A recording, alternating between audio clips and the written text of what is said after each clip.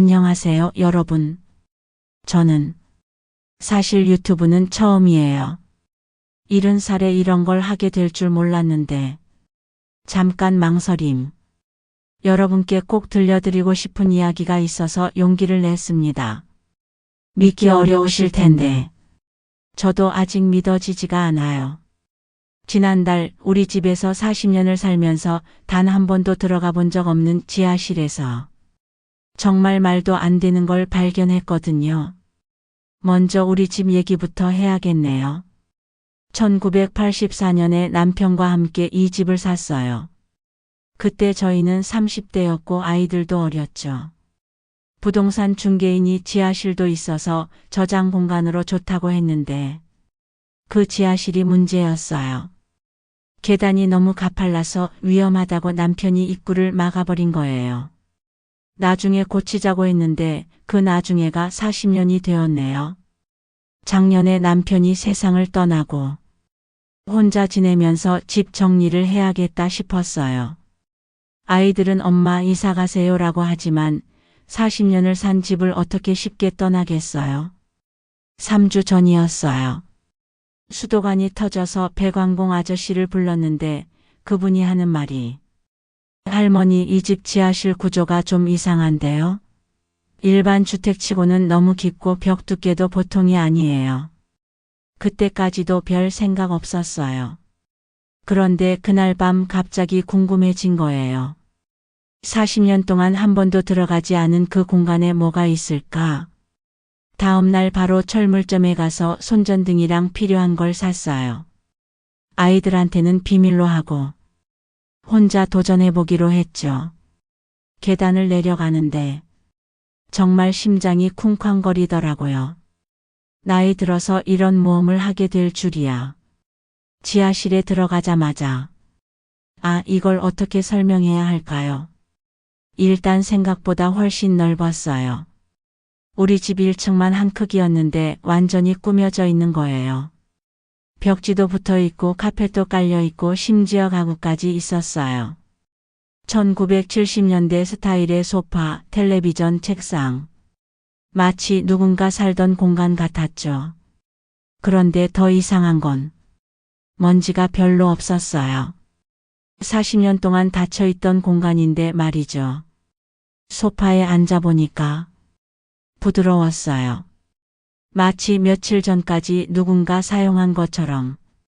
그때 책상 서랍을 열어봤는데 편지들이 나왔어요. 손으로 쓴 편지들이 수십 통. 편지를 읽어보니까 정말 소름이 돋더라고요. 첫 번째 편지는 1975년 날짜였어요.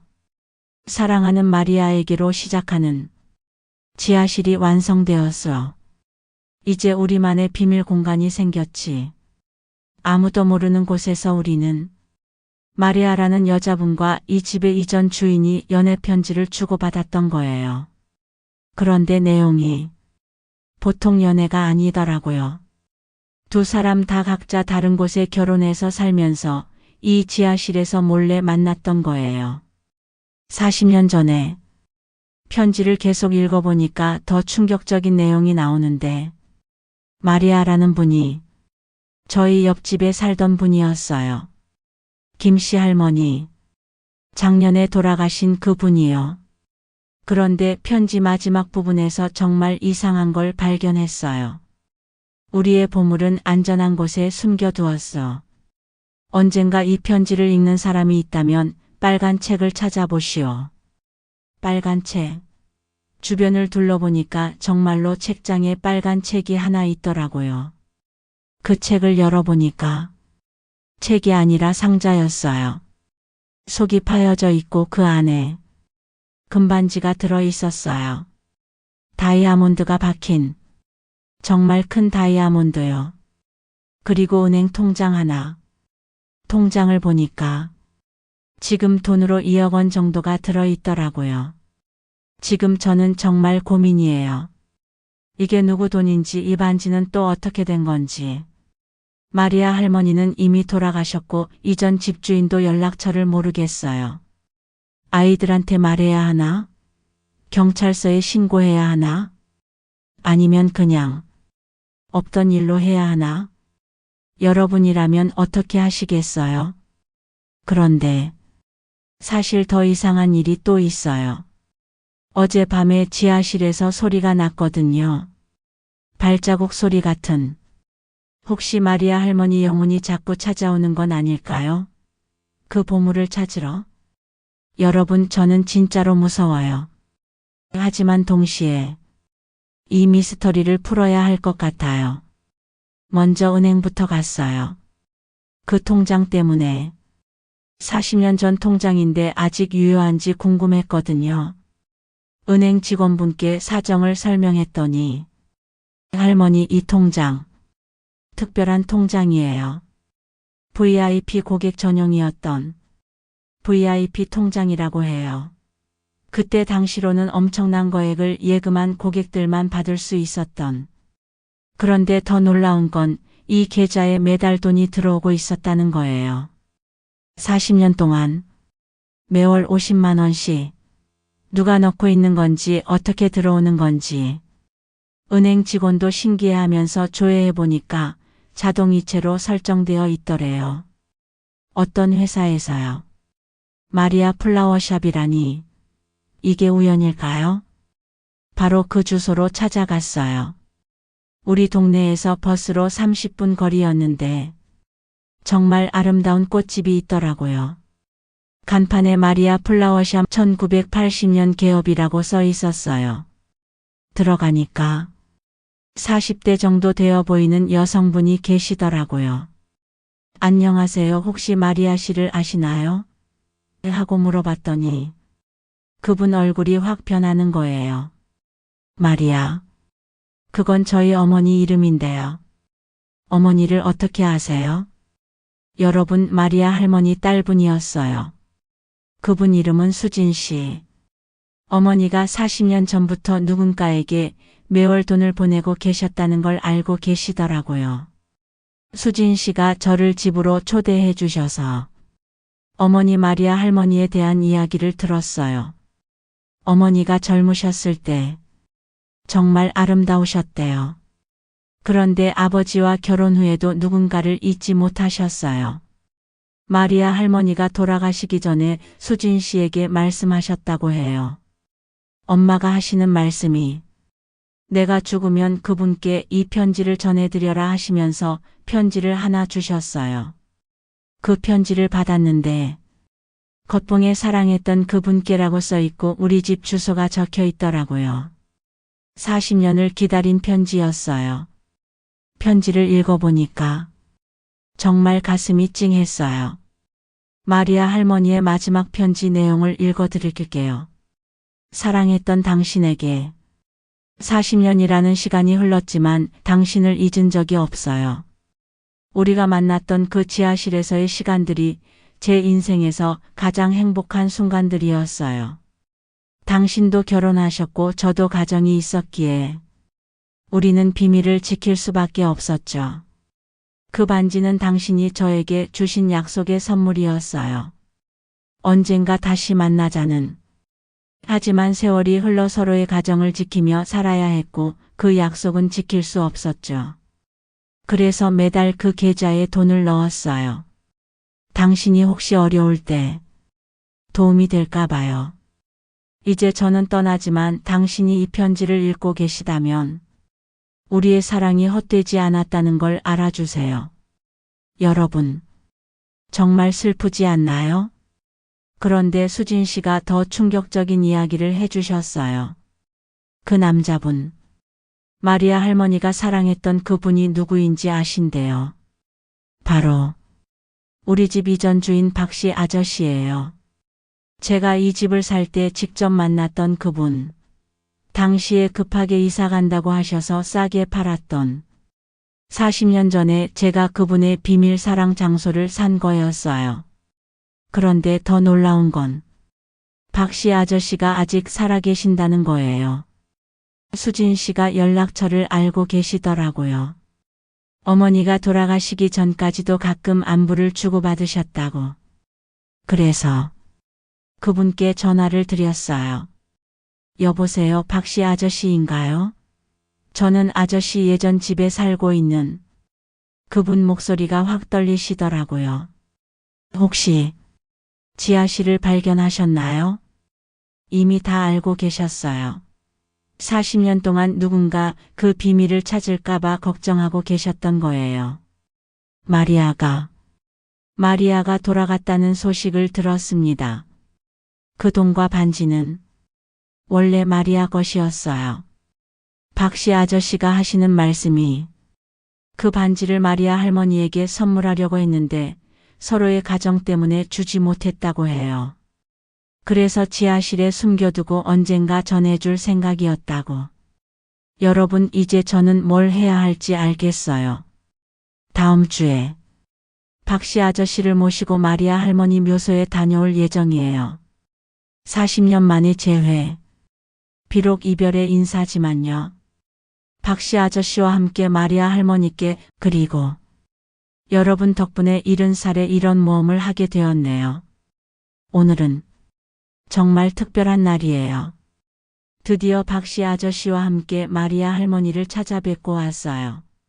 40년 만에 재회였지만 동시에 영원한 이별의 인사이기도 했어요. 여러분 덕분에 저도 용기를 낼 수 있었어요. 오늘 이야기가 여러분 마음에도 따뜻하게 남았으면 좋겠어요. 일주일 전 박씨 아저씨를 처음 뵈었어요. 78세이신데 정말 신사분이셨어요. 40년 전 기억이 새록새록 나더라고요. 할머니, 그때 제가 급하게 집을 팔았던 이유를 이제야 말씀드릴 수 있겠네요. 박씨 아저씨 말씀으로는 마리아 할머니와의 관계가 들킬 뻔한 일이 있었다고 해요. 두 분 다 가정이 있으시니까 더 이상은 안 되겠다 싶어서 급하게 이사를 결정하셨던 거래요. 40년 동안 하루도 잊은 적이 없었습니다. 마리아를 정말 사랑했어요. 그렇게 말씀하시는데 아저씨 눈에 눈물이 글썽하시더라고요. 그때 저도 같이 울컥했어요. 마리아 할머니 묘지로 가는 길에 박씨 아저씨가 많은 이야기를 해주셨어요. 우리가 만났던 곳은 원래 제가 서재로 쓰려던 공간이었어요. 그런데 마리아와 만나면서 그곳이 우리만의 비밀스러운 장소가 되었죠. 1970년대에는 지금처럼 자유롭지 못했대요. 두 분 다 이미 결혼해서 가정이 있으셨지만 서로를 정말 사랑했다고 하시네요. 그 반지는 마리아에게 프로포즈할 때 준비했던 반지예요. 하지만 각자의 현실 때문에 줄 수 없었죠. 그래서 그냥 지하실에 숨겨둔 거였어요. 아저씨가 매달 통장에 돈을 넣으신 것도 마리아 할머니가 혹시 어려우실까 봐 걱정되어서였대요. 진짜 사랑이 뭔지 알 것 같더라고요. 드디어 마리아 할머니 묘소에 도착했어요. 박씨 아저씨가 묘비 앞에 무릎을 꿇고 한동안 말씀을 못 하시더라고요. 그러다가 마리아야, 미안해. 40년이나 늦었구나. 너를 제대로 사랑하지 못해서 미안하고 혼자 외롭게 보낸 시간들에 대해서도 미안해. 그리고 지하실에서 찾은 그 반지를 꺼내시더라고요.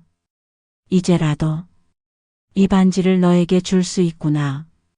40년 늦은 프로포즈지만 받아줄래? 여러분, 저도 그 순간 참을 수가 없었어요. 그 반지를 마리아 할머니 묘비 위에 살짝 올려놓으시는데 바람이 살랑 불더라고요. 마치 마리아 할머니가 그래 고마워라고 답하시는 것 같았어요. 그 다음에 저희는 마리아 할머니가 남기신 마지막 편지를 함께 읽었어요. 박씨 아저씨가 직접 읽어주셨는데 사랑하는 당신, 이 편지를 읽고 계시다는 건 이제 우리의 비밀이 세상에 알려졌다는 뜻이겠죠. 부끄럽지 않아요. 당신을 사랑했던 것은 제 인생에서 가장 아름다운 일이었으니까요. 비록 끝까지 함께 할 수는 없었지만 그 짧은 시간들이 저에게는 영원한 행복이었어요. 그리고 제가 떠난 후에도 당신이 건강하고 행복하셨으면 좋겠어요. 우리가 다시 만날 그날까지. 안녕히. 편지를 다 읽고 나니까 박씨 아저씨가 한참을 우시더라고요. 저도 같이 울었어요. 이렇게 슬프고 아름다운 사랑이 있을 줄 몰랐어요. 그날 저녁 박씨 아저씨와 수진 씨 그리고 저희 가족이 모여서 회의를 했어요. 그 2억 원과 반지를 어떻게 할지 정해야 했거든요. 박씨 아저씨가 먼저 말씀하셨어요. 그 돈은 원래 마리아를 위한 거였어요. 이제 마리아도 떠났으니 마리아가 좋아할 일에 써야겠어요. 수진 씨도 동의하셨고요.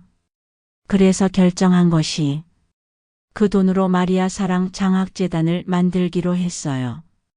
어려운 환경에서도 사랑을 포기하지 않는 젊은 커플들을 도와주는 장학재단이에요. 마리아 할머니와 박씨 아저씨처럼 현실 때문에 사랑을 포기해야 하는 사람들이 없었으면 좋겠어서요.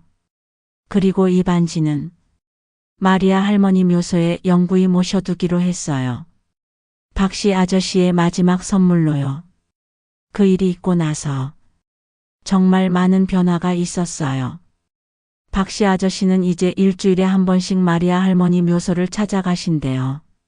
40년 동안 못다한 이야기들을 하시러요. 그리고 저는 이 경험을 통해서 인생에 대해 많은 걸 깨달았어요. 사랑은 나이와 상관없고 시간이 지나도 변하지 않는다는 것. 그리고 진짜 사랑은 상대방의 행복을 바라는 마음이라는 것. 여러분도 혹시 사랑하는 사람이 있다면 늦었다고 생각하지 마세요. 언제든 새로운 시작은 가능해요. 이제 마리아 할머니와 박씨 아저씨의 이야기는 여기서 끝이에요. 다음에는 또 어떤 재미있는 이야기로 찾아뵐지 저도 기대돼요. 지금까지 함께 해주신 구독자 여러분 정말 고마워요. 여러분이 있어서 이 할머니가 이렇게 용감해질 수 있었어요. 사랑하는 사람들에게 사랑한다고 말하세요. 그리고 후회하지 말고 용기 있게 사세요.